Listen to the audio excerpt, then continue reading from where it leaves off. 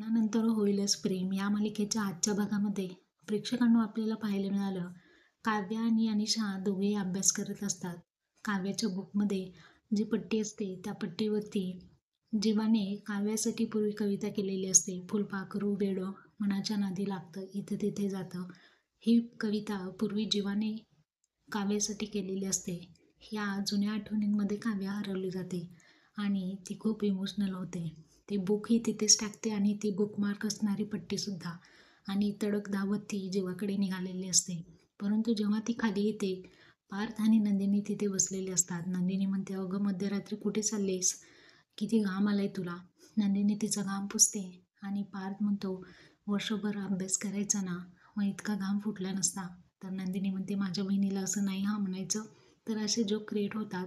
नंदिनी म्हणते, अगं तू टेन्शन घेऊ नको, सगळ्यांपेक्षा तुला पेपर छान जाणार आहे. आणि पार्थ हा काव्याची बाजू घेतो.